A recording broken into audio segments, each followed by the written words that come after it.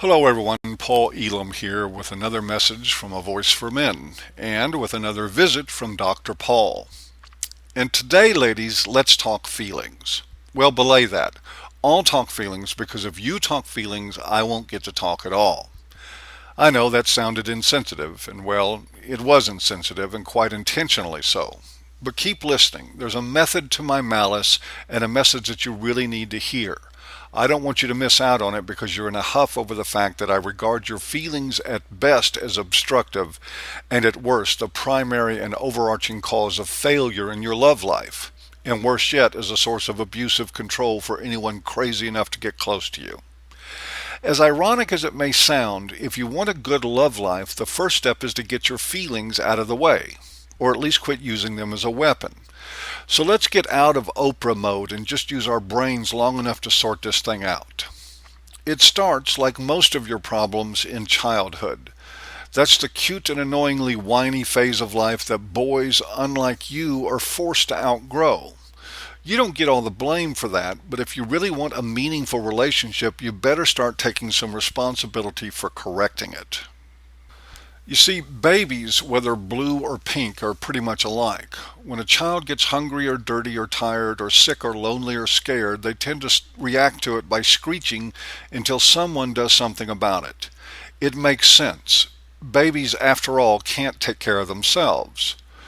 But not too far along in life, the paths of boys and girls, emotionally speaking, fork in two very different directions.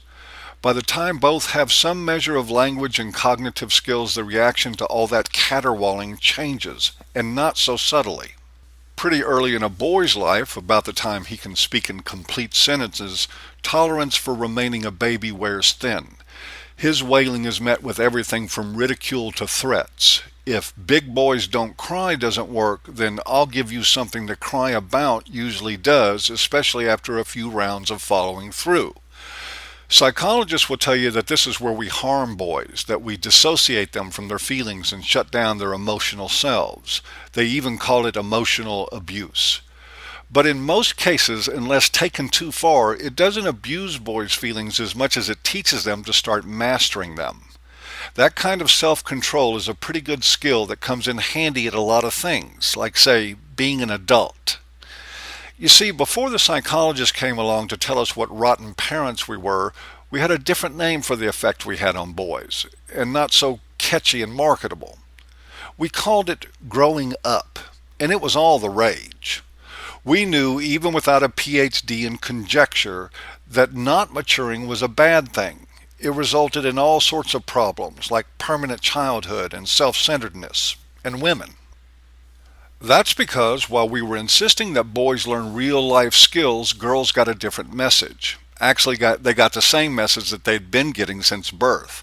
Namely, that squawking loud enough until you get what you want will work. And that is why that while boys your age grew into manhood, you just got older, hairier, and more irritating. And more vulnerable to being exploited. The self-help gurus have zeroed in on that one like chicken hawks and turned your feelings about your feelings into a cash cow. For a fee, they tell you to express your feelings, write them down, trust them, affirm them, discuss them in groups, put them in a journal, confront people with them, list them, learn more words for them, read about them, mouth them through a sock puppet like a neurotic ventriloquist, and get them validated as something sacred by any and all in your life. They have led you to attend the Church of Emotionalism, where your tears are holy and Kleenex are passed right along with the collection plate. Can I get an amen? But they aren't telling you anything really different from the same bullshit you've been told your whole life, and that you now tell yourself. When you have pain, or even a sense of slight annoyance, someone else is supposed to, by God, fix it, aren't they? And so you remain, born-again baby that you are, stuck in self-delusion until you get some things straight.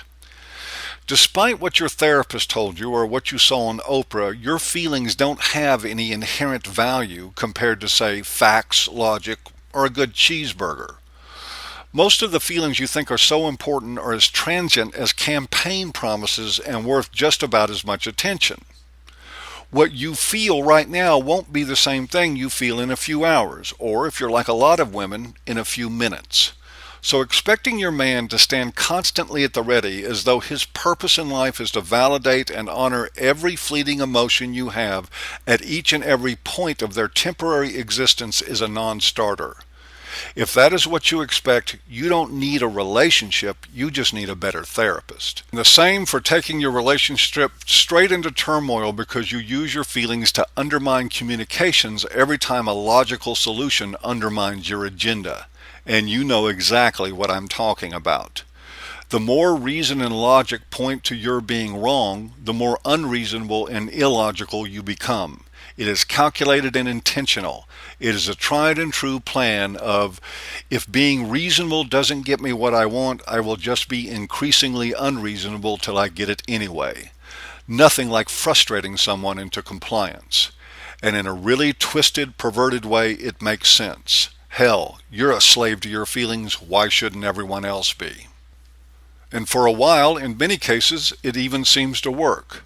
But it ultimately blows up in your face because all this nonsense is just a recipe for him to eventually cook up a great big casserole dish full of fuck this crazy bitch.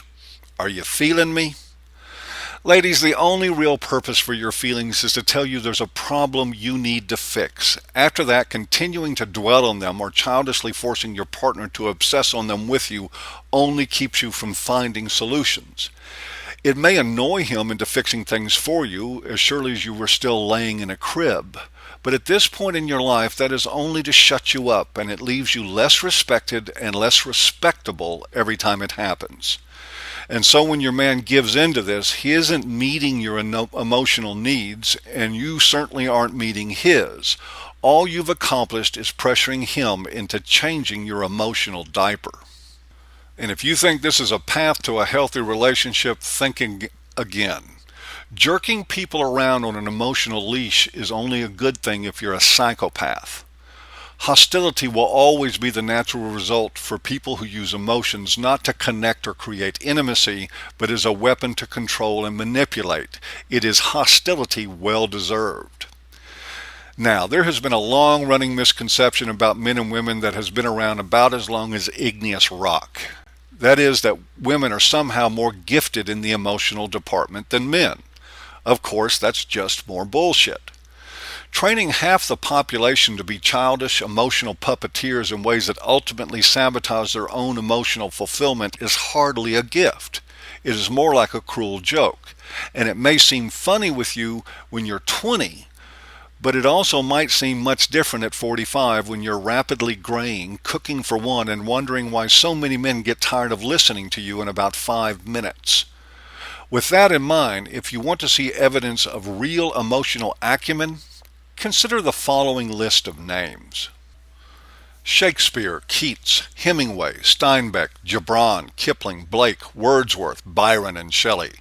Or even the great contemporary songwriters, Simon, King, Christopherson, Dylan, Hyatt, Lovett, and Hindley. This list is a drop in the bucket, and if we added to it till we covered every genius in world history in the realm of the human heart, we would have to address 95% of them as Mr.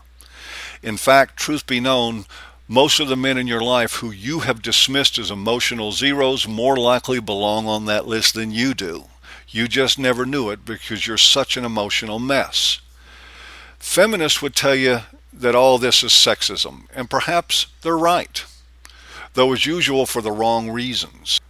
It may well be sexist to the core to raise half the population, your half, to be emotional cripples while telling them they are emotional giants. And that, ladies and gentlemen, concludes another installment from A Voice for Men and another visit from Dr. Paul. Hope you've enjoyed, and as always, see you next time.